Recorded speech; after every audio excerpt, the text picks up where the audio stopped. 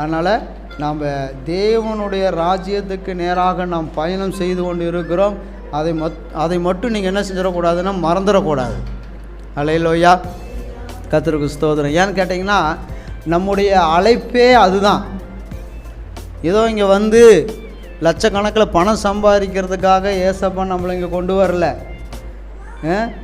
வீடு இல்லாதவங்களுக்கு வீடு, இடம் இல்லாதவங்களுக்கு இடம், கார் இல்லாதவங்களுக்கு காரு, வண்டி இல்லாதவங்களுக்கு வண்டி, சைக்கிள் இல்லாதவங்களுக்கு சைக்கிள், இந்த மாதிரி வேலை இல்லாதவங்களுக்கு வேலை. அதுக்காக ஏசப்பா நம்மளை அழைக்கலை. அல்லேலூயா. நம்மளை அழைத்த நோக்கம் என்னென்னா அவருடைய ராஜ்யத்துக்கு நேராக நம்ம பயணம் செய்யணும். அவருடைய ராஜ்யத்துக்குள்ளே நம்ம போகணும். அல்லேலூயா, அதுதான் மெயின். அதனால் நீங்கள் அதை மட்டும் எக்காரணத்தை கொண்டும் மறந்துடக்கூடாது. நம்ம எங்கே போகிறோம், எங்கே பண்ணுறோன்னு சொல்லிட்டு. அந்த திருப்பூரில் அந்த அக்கா ஃபோன் பண்ணாங்களா, அவங்க சொன்ன ஒரு வார்த்தை, அவங்க சர்ச்சுக்கே போனதில்லை. ஒரே ஒரு தடவை தான் சர்ச்சில் வந்து அழுது ஜெபம் பண்ணிட்டு போயிருக்கிறாங்க, அவ்வளோதான். சர்ச்சுக்கு இன்றைக்கி வரைக்கும் போனது கிடையாது.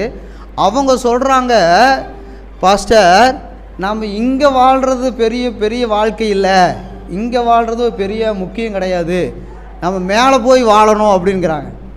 மேலே அங்கே எங்கே போகிறது, அங்கே எங்கே இடம் இருக்குது, யார் வச்சுருக்குறாங்கன்னே அந்த அக்காவுக்கு தெரியாது.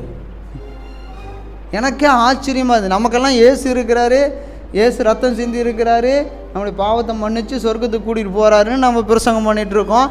அவங்களுக்கு யார் பிரசங்கம் பண்ணாங்க? அவங்க ஒரு இந்துவாக இருக்கிறாங்க.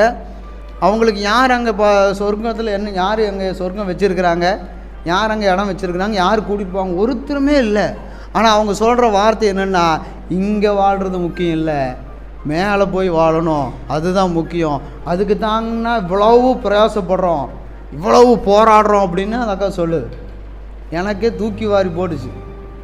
ஒரு கிறிஸ்தவர்கள் சொல்ல வேண்டிய வார்த்தை, ரட்சிக்கப்பட்டுட்டேன்னு நினைக்கிறவங்க சொல்ல வேண்டிய வார்த்தை, ஒரு அவங்க இயேசுன்னா யாருன்னே இன்னும் முழுசும் தெரியாது, அவர்கள் சொல்லுகிறார்கள். அல்லேலூயா, கர்த்தருக்கு ஸ்தோத்திரம். அப்போ நாம் அவர்களை விட ஒரு மடங்கு அதிகமாக தேவனை நோக்கி நம்ம பயணம் செய்யணும்.